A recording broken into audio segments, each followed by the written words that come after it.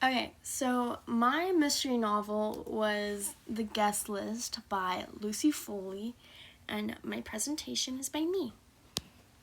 So my kind of like hook slash like introduction like quote is like, I'm not worried about it being haunted. I have my own ghost. I carry them with me wherever I go. Fully 60. And it kind of like introduces like themes about the book, about it being isolated and like that like everyone carries secrets. And like ghosts are kind of like secrets, like in a metaphoric kind of sense. And like you can see on like the book like kind of like cover that it's very like eerie and like dark and gloomy because of the rain, and you can see how isolated like the type of island they're on is. Okay, so characters. We have the bride, which she's a very successful magazine publisher. She's pretty controlling and just like perfection like fixated, and like really wants like everything to go well.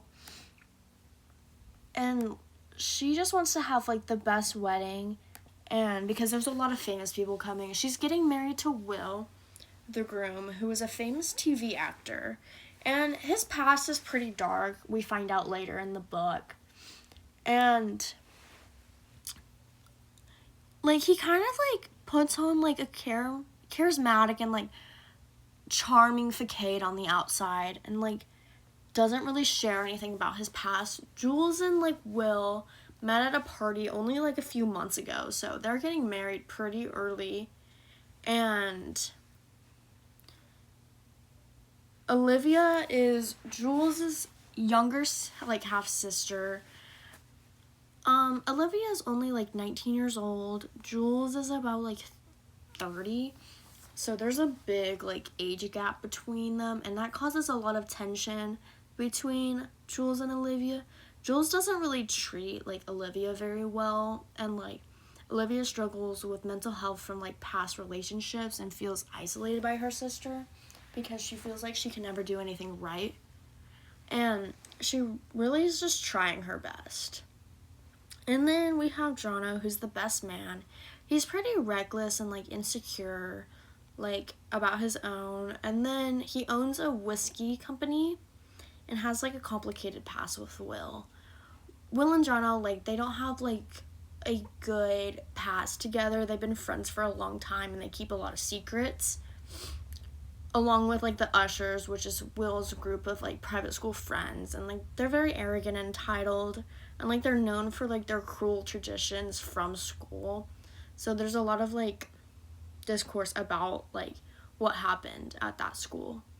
And Hannah's like the plus one of Charlie. She deals with marriage doubts and like personal grief, and just like she doesn't trust Charlie enough about his relationship with Jules, because Charlie is Jules' long-term close friend, and he's married to Hannah obviously, and they have children together, so they've been married a long time. And then Freddie and Afe. So Afe is the wedding planner and is running like the entire event. She knows a lot about the island, like history, and like she has her own hidden motives of why she like decided to have this wedding like so cheap for them, because it was kind of like on a discount to like host this event. The event they like co-own is like the Folly, so there was like alternative motives for this. And Freddie's very helpful. He's the chef, and he's very helpful during the event, and just wants to be there for his wife. And then Piers is Will's TV producer, and Alice is Hannah's sister, and Darcy is Afe's brother, who's also known as the loner and went to school with Will, Jono, and the Ushers. So setting slash introduction. So the place takes place on a small remote island off the west coast of Ireland. The island is filled with like cliffs, ruins, and like dark waters and like caves, and it just is very eerie and just like has a dark atmosphere. Like the weather's unpredictable with strong winds, storms, and a fog, creating like a tense atmosphere. And it sets the tone for the book that, like, something will go wrong during this wedding. And the isolation makes it difficult for guests to leave, and it makes them trapped there pretty much. They can't leave at all, and they're just stuck there until the wedding's over. The island's tragic history also adds, like, to the sense of danger that's there, because there's been a lot of, like, shipwrecks and deaths. There's a cemetery there. And so the rising tensions, so guests start to arrive for Jules and Will's wedding. The atmosphere feels tense and uneasy. And Hannah and Olivia start to make a friendship because they're starting to feel, like, isolated and just, like, not fitting in with the crowd. Especially, like, Olivia, she just doesn't feel welcomed, and she feels like she can't really talk to anybody. Like, her sister won't hear her out, and they just butt heads. Mostly because, like, Jules' dad wasn't very in the picture, so it was just her and her mom, and she feels like Olivia took that for, like, her life for granted a lot. And Olivia struggles, like, with self-harm, so they just, like, they have a really tense relationship with each other, and they need to work something out. And, like, multiple characters, like, hint at secrets from their past, and Olivia was, like, hinting, like, if the secret got out, like, it's over for me, like, I can't get this secret out. And she almost told Hannah, but she was almost wanting it to get out because she's been, like, hiding it for so long. And strange occurrences start to happen. So, like, a scream in the night, a mysterious note left for Jules, which was telling her not to marry, like, Will, and it's not. And, like, saying that he's not who he says he is. And, like, missing items, like, there was a knife missing from the kitchen, and then bloody seaweed left for the soon-to-be-married couple in their bed. And the storm cuts them off from, like, all civilization and trapping everyone there. And, like, connections between the characters start to come out. So we find out that, like, Olivia tries to, like, drown herself at the wedding, and, like, it's very tense. And Olivia, like, suffers from, like, traumatic sexual encounters with the groom through a dating app because she was upset with Callum and dropped out of school. Callum's her ex-boyfriend, which she went on a dating app known as, like, she put herself under as Bella.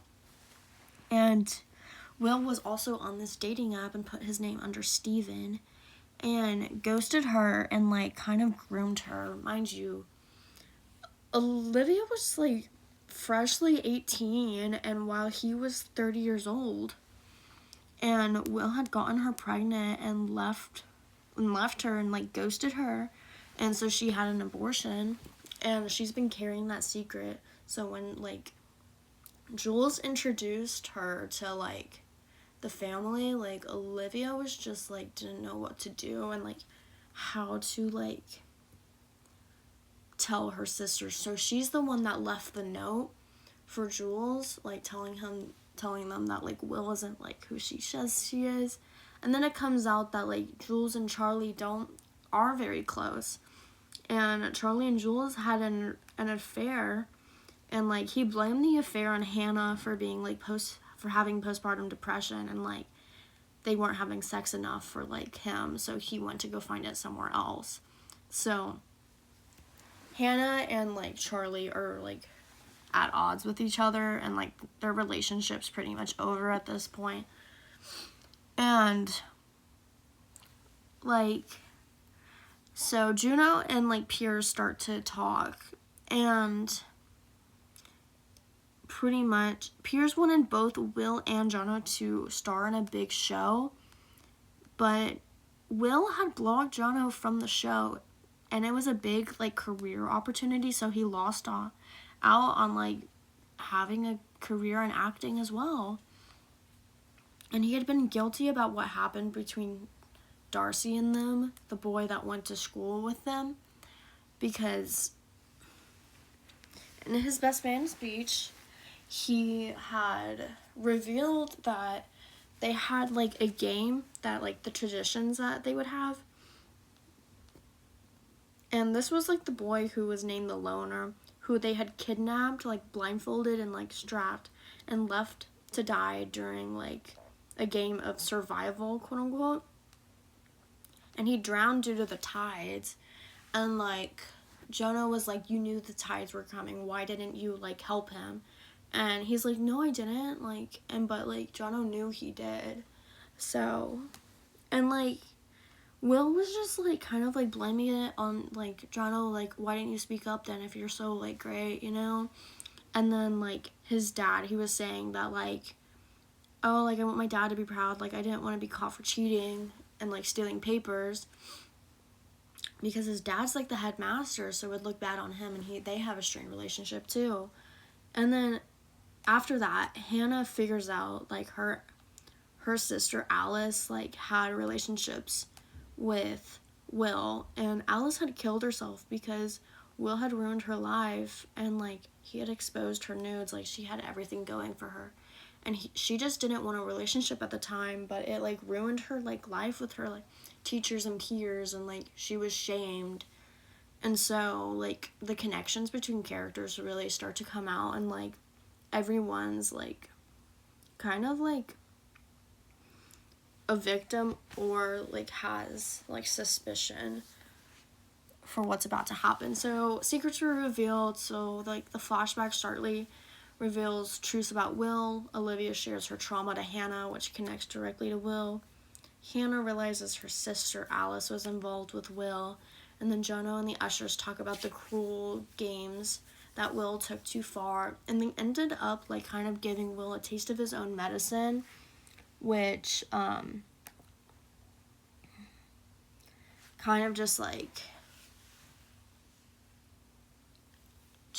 kind of like they kidnapped him to like the cave that was there, and like Jonah was like yelling at him like, why did you do this, like how could you do this, and this and that and the other, and like the ushers, and then Aphek comes to like the rescue kind of to like go back to the wedding, and like betrayals and old grudges start to rise to the surface for everyone, and it becomes clear like someone at the wedding has a motive for revenge.